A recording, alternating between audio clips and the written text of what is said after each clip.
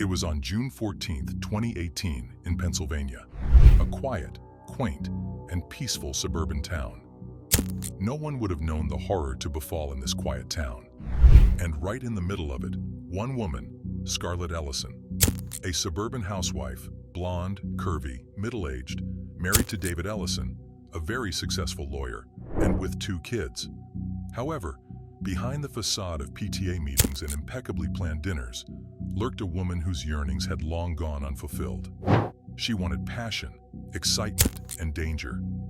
Her dangerous thrill took her down one of the darkest paths to murder. The collapsing marriage. All in all, it demonstrated just how brittle Scarlett's marriage to David was. Scarlett was beautiful and passionate, and she wanted someone to see her, to need her as she deserved. She started imagining what it would feel like to have someone really like her again, to be obsessed over again. That's when she started noticing Ethan Carter, the neighbor's son. Ethan, the seduction. Ethan was the quiet boy from next door. He had just turned 18 and was a fresh alumnus from high school, delightful in his wide-eyed boyish charm that deliciously gave way to something more. While he was all lanky when Scarlett first saw him mow the lawn, she could already see months later that his muscles were tight, the frame spreading. The waves that had started as salutations and hellos, often innocuous, would turn to their perilous length. Scarlett had begun to watch him while shirtless, shimmering with sweat from the summer heat, as her thoughts became heavy with fancies no married woman should ever have. She could not help picturing what it would feel like to be touched by such hands, so young, yet already so proficient. But Ethan saw her too.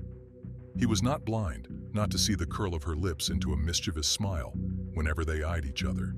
The first seduction. It was August 7th, 2018, a really sticky and humid evening. Scarlett's husband was gone on another one of his business trips, and her kids were over at her friend's house sleeping. It was an empty house where the perfect fantasy could come to life. Scarlett watched him from the window, mowing his family's lawn. His body glistened from the golden sunset, and the burning feeling in her body couldn't be controlled anymore. She managed to smile, a rather sultry one, and traced his arm with her fingers, bidding him entrance. Their conversation held an obvious tension, the air thick with it, though every stolen look seemed to make the next several degrees hotter. His hands fidgeted nervously. She was in control. She moved herself closer now, her hot breath playing gently across his neck as she murmured, "I've been watching you, Ethan, and I know you've been watching me." That did it. The floodgates burst open. Theirs was an avid first kiss, carved out of long months of pent-up tension. Scarlett's hands were aggressive against the wall, hugging him closely. He answered back by being fumblingly eager when she pinned him down. Clothes tumbled off, and the next thing he knew, their bodies were entwined on a living room couch, literally amid family photos and children's toys. Only this most primal of lusts consumed them at that moment, an infancy crush. What had started as a one-night stand quickly spiraled into a full-blown affair. The new routine now was, David would leave, and Ethan would enter Scarlett's place through the back door, where both would vanish into each other's arms. Their meetings were savage, full of raw passion, as Scarlett led Ethan into avenues of pleasures he never dreamt existed. They began to play the riskiest games, to run in the woods, touching each other, thus forgetting everybody else who surrounded them. She was his teacher and his seductress when he wasn't in his best position to resist her. For Ethan, it had been more than lust, descent of jealousy. By the end of 2018, Scarlett's affair almost absorbed her life. She was growing more and more possessive each day. She would cling to him as if her life depended on it. Ethan was getting tired. He was young, and over time, the novelty of running around with a married woman began to wear out. He wanted freedom, for himself to see girls of his age, to live his life. And Scarlett could feel the detachment. That very thing drove her insane.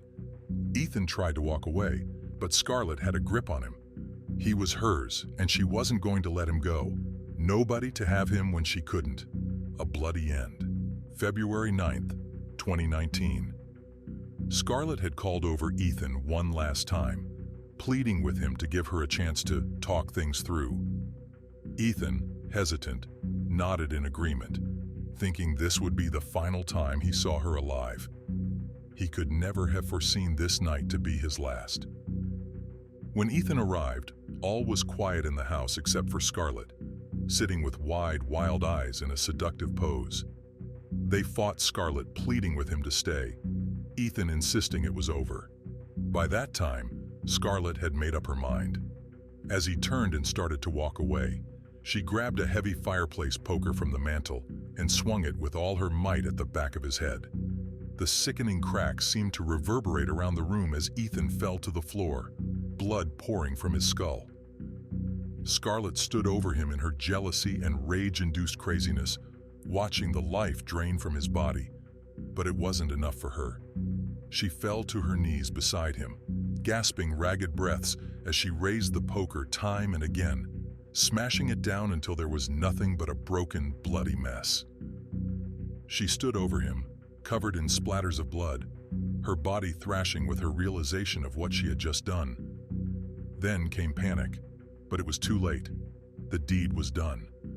She tried cleaning up, tugging Ethan's dead body down to the basement, but no amount of scrubbing would rid her of the horrors of what she had done.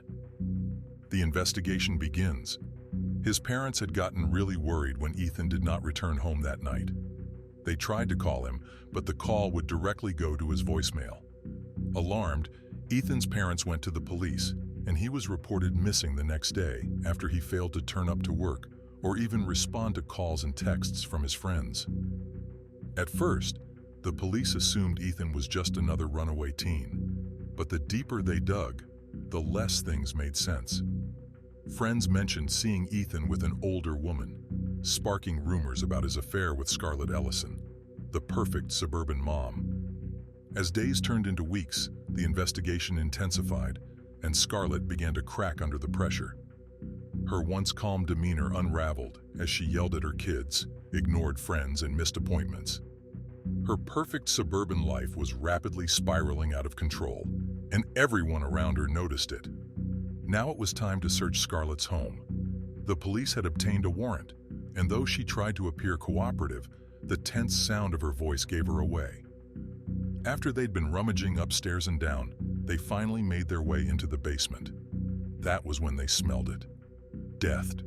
The air grew thick with the sickly stench of Ethan's body hidden under old blankets and tools, his face bashed beyond recognition. But above all, it was Scarlett's eyes that terrified them. She made no sound, didn't scream, didn't cry.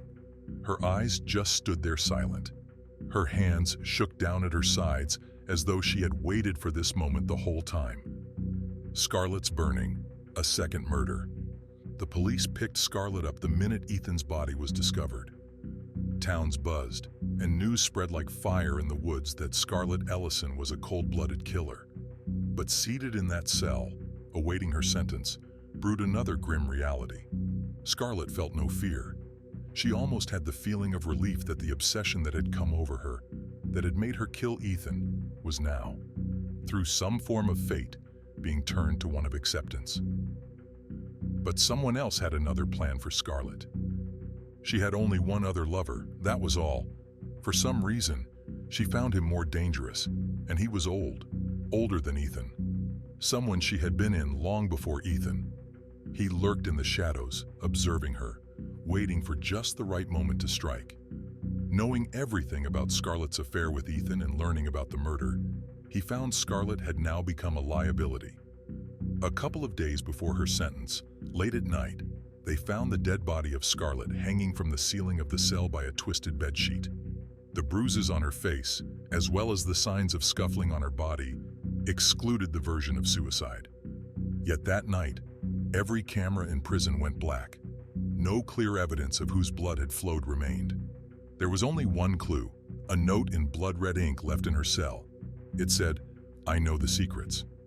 The police investigated the death of Scarlett, but no suspect was ever caught. Until this very day, who killed Scarlett is a secret. So, what are your thoughts about this case? Let us know in the comments section, and don't forget to like and subscribe for more interesting crime stories. Stay safe, and we'll see you in the next one. Think you know what went down? This couple took their fantasy to a dangerous reality, but you won't believe how it ends. Watch the full story unfold the secrets.